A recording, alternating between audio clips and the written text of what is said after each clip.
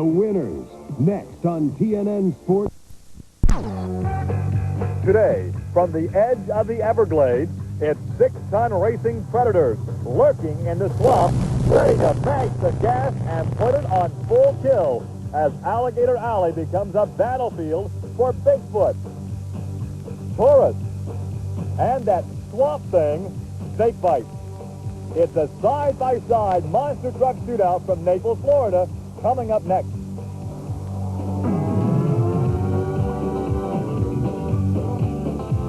This is Trucks and Tractor Power, featuring the superstars of the four-wheel and off-road Jamboree Nationals Monster Truck Challenge. Welcome to Trucks and Tractor Power on the Nashville Network. Today we're at Florida Sports Park in Naples for the four-wheel and off-road Jamboree Suncoast Nationals. Hi, everybody. I'm Gary Lee alongside Army Armstrong. And Army, I think perhaps some of the most unique vehicles in all of motorsports are right here in Southern Florida. That's a very good bet. For years, I thought Southern California had the unique vehicles. Well, they do when it comes to chrome and candy apple. But mud and monsters, I got to give them a nod to South Florida. Speaking of people in South Florida, I want you to look over your right shoulder. That is kind of what started it off. Not the guy in the yellow hat, but the vehicle he's sitting in. Shave. They used to go out and hunt out of vehicles like that. Then it evolved to where they started racing. The vehicle in the middle we're standing in front of. They go quick on the world's fastest mile of mud. But today, they're not going to be in the mud. They're not going to be in the water. They're going to be flying. Time to roll the monsters in South Florida, Gary. Side-by-side monster truck competition from the south of Florida coming up next.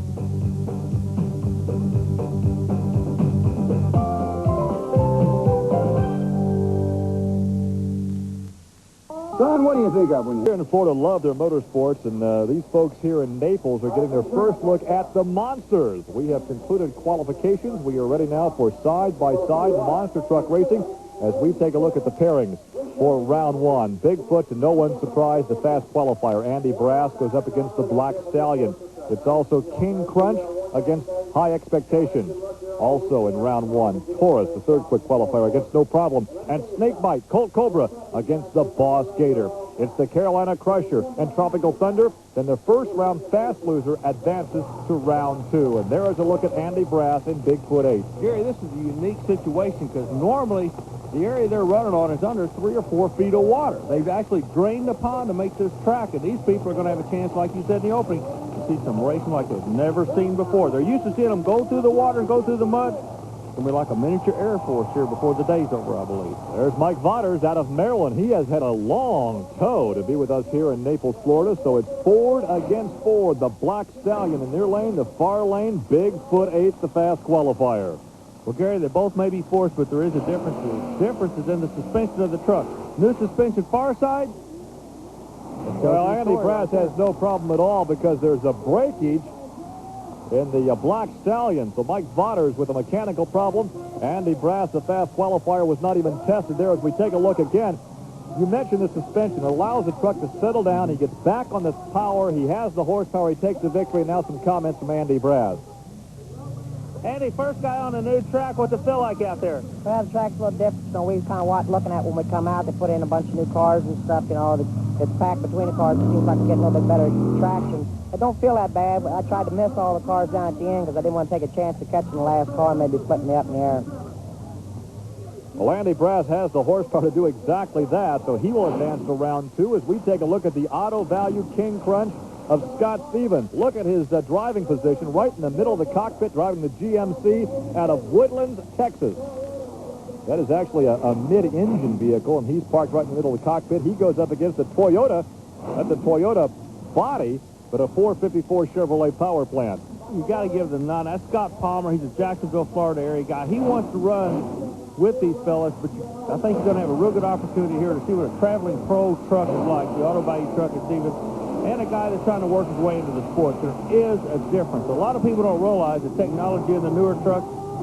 These guys are serious. It's like a local driver in a sprint car going up against a USAC regular or the World of Outlaws when they come to town. Exactly. But the fans certainly show their appreciation, and there is a Scott Stevens who has certainly had his difficulties over the past couple of years. He's been upside down more than I think any other driver, perhaps more than all the other drivers combined. But he has an easy victory here over a local driver from Jacksonville. At the finish line, Stevens hooked left, but look at the guy on the left lane. He's coming around to the right. His steering went completely away, Gary. Yeah, look at the rear steer on that Toyota truck as they go away from you now. Watch Scott Stevens as he veers off the left. And look at the problem with the Toyota. They're kind of square dancing. They're crisscrossing. Here's Scott. Gary, this guy I'm standing with experience what Andy Brass was talking about, that being not clearing the last set of cars and the rear end actually clipping that last car and springing you up. Yeah, definitely. You know, it really hit pretty hard, and I drove her just as far as I could all the way out the very back because never did really feel that stable. But that was a real good run for us, and, you know, real happy didn't hurt no parts, and we're going another round. We'll see you in that round. All right, thank you, Army. Round one continues now, Army. We take a look at Big John Moore out of Tennessee, and no problem. That is the Ford Bronco, a short wheelbase, an older style suspension. Truck bounces a lot. John out of Lafayette, Tennessee. And also, he goes up against the youngster from Granite City, Illinois. This is Taurus. The driver is Eldon Depew. His uncle, Uncle Jack Willman Sr., the owner of Taurus. John Moore has a chance here. He's the old-timer. He's been around. He's going against a new kid. He will take his time and try to rattle the kid on the far side, break his concentration, if you will. It'll help. If he can do it, it might be to his advantage. Look at Taurus move in football. That's the encroachment offside. Did he jump the light? Did he red light? Well, Taurus takes the victory, but we'll have to wait for the official judgment here. Taurus may have red lighted. What? John Moore was playing mind games. Did he get the kid? I don't know. I thought you said they drained the swamp. They did. Almost all of it. Let's look again. Now watch Taurus.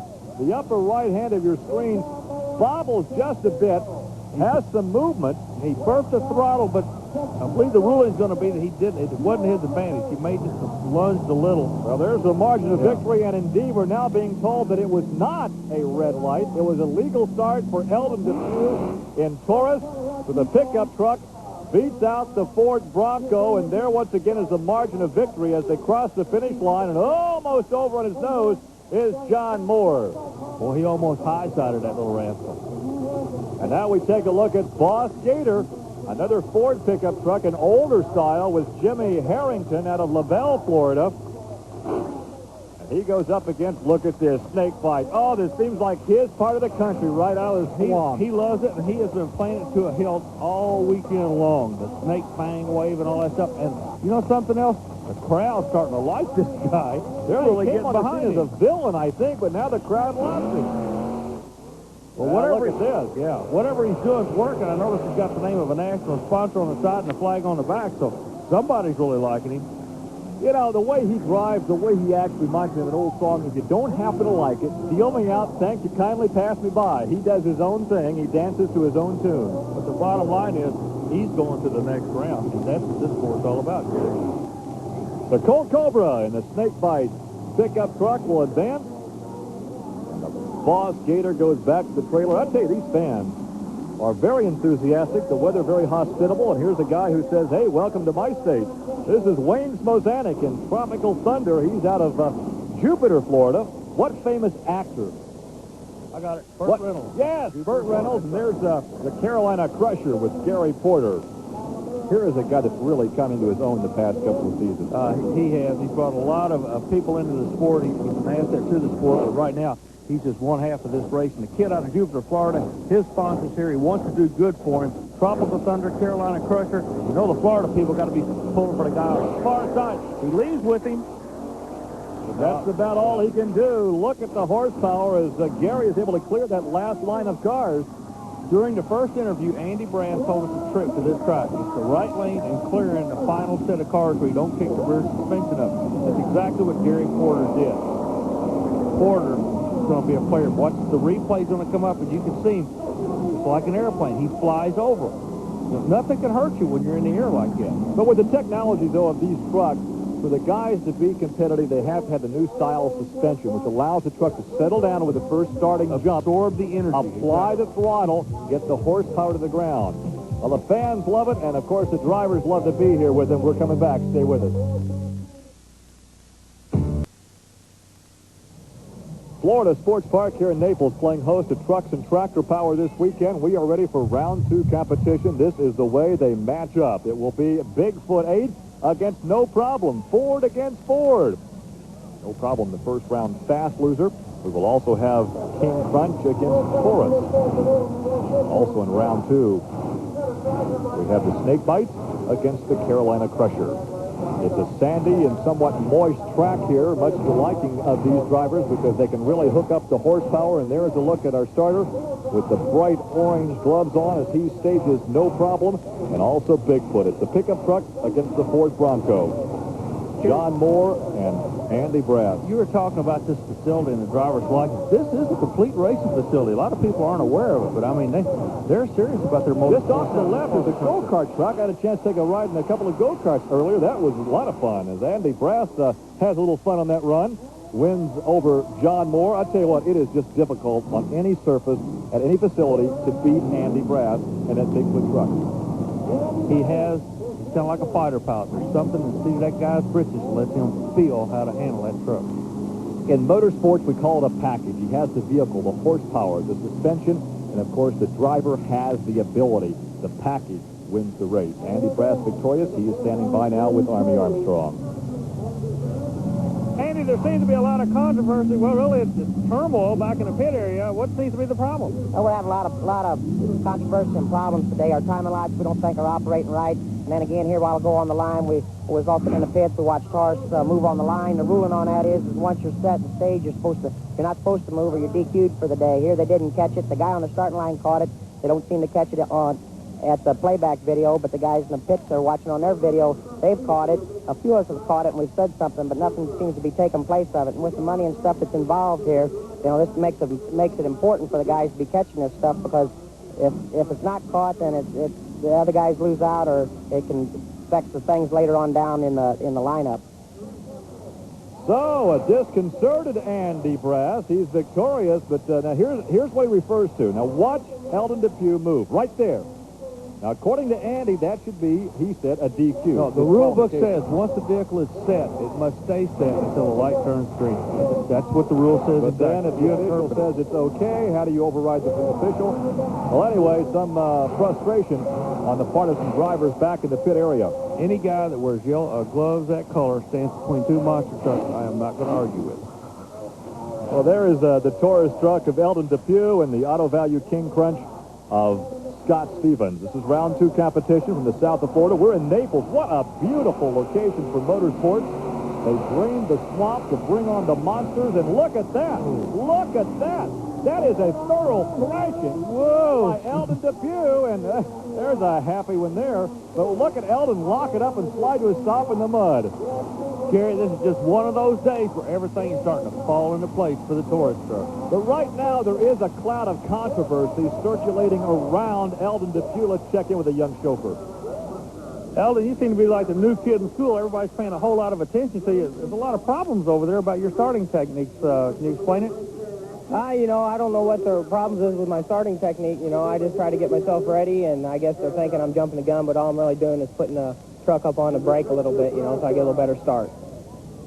Well, there's how he explains it. Perhaps that's not the way the other drivers see it. Well, that's a common practice in the sport of drag racing. I can understand it, but the bottom line is, and let's let the spectator make the call, the rules say when it's set, it does not move. He did move.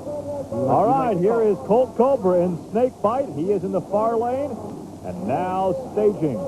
It is the Carolina Crusher, Gary Porter. I tell you, the drivers, they're excited about being in front of this crowd. These people are so receptive. First time these trucks have been in this part of the country, and they are just putting on one well of a show. Look at this. Sounded like Gary nailed the throttle, came back out of it, then back in the throttle. Yeah, burped the throttle and went right back for them. I love the terminology in racing, burp the throttle. We should do an entire glossary of motorsports. Sprint car guys got your own language. We got ours, but we're all having fun, and that's what it's all about. Well, the folks here in Naples are certainly having fun as we get ready for semifinal action. We'll take a look at the pairings, but well, right now the Sippy Hole has been turned into a junkyard here at Florida Sports Park.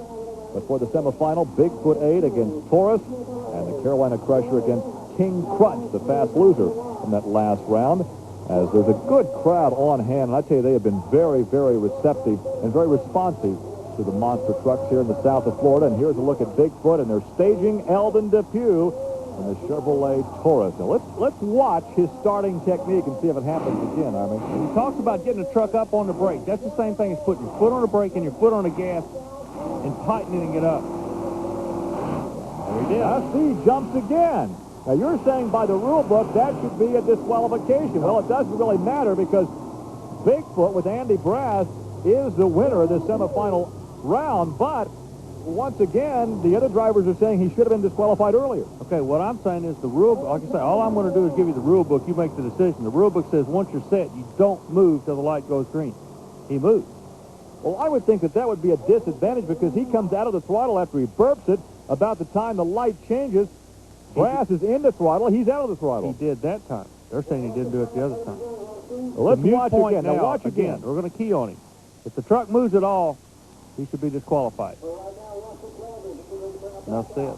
Okay, Gary, he did go up on a brake, but Andy Brass went up on the other end. And Andy Brass will be going to the championship round here in Naples, and let's visit with Andy now. Andy, your win over Taurus seems to have been a very popular one. These people are really just jumping and shouting for you here today. That's right. You know, I knew when we come up the line against Sheldon, he's been running good. We've been watching his times all day, so we knew he was going to make a good run. We just got to push the truck hard. We pushed it a little bit. I checked my times and come up with a lot slower time than what I wanted. So we're over there checking the truck out, and we're thinking maybe something went wrong. Andy Brass has the best mustache in all of motorsports. And here's the GMC Auto Value King Crunch of Scott Stevens, and there's the Chevrolet, the Carolina Crusher of Gary Porter. The winner here goes on to face Foot for the championship. We know the final is going to be Ford versus GMC, or General Motors against Ford Motor Corporation. And it's going to be the Chevy of Gary Porter. Now, he cleared that final set of cars. First interview of the day, Andy Brass says you've got to clear the final set of cars. The big question here, who's going to have lane choice to get in that right lane? That could determine the winner. So it will be Ford against Chevrolet. Give the fans something to cheer about here in Naples. Look once again. Now, Scott Stevens got the whole shot. Again, it's the horsepower right here, and he clears that last set of cars. If there is a most improved driver, it's Gary Porter. Here he is with Army. Gary, you've been here many times before. You know the drill. What are you going to do? Oh, the pressure's there. Bigfoot, he's running awfully strong today. I'm just going to try to get him on the light and get a good takeoff. And hopefully the truck after the first set of cars, hopefully will land straight, and I'll just stay in it hard as I can. Who gets lane choice in this race? I have lane choice this time. I'll be in the right lane. That's where I've been running all day. And it's still going to put Bigfoot in the lane he's been running all day, so it should be a really close race. And Army, you know that these guys will bring out the best in each other. It's Chevy against Ford for the championship in Naples. We're coming right back. Stay with us.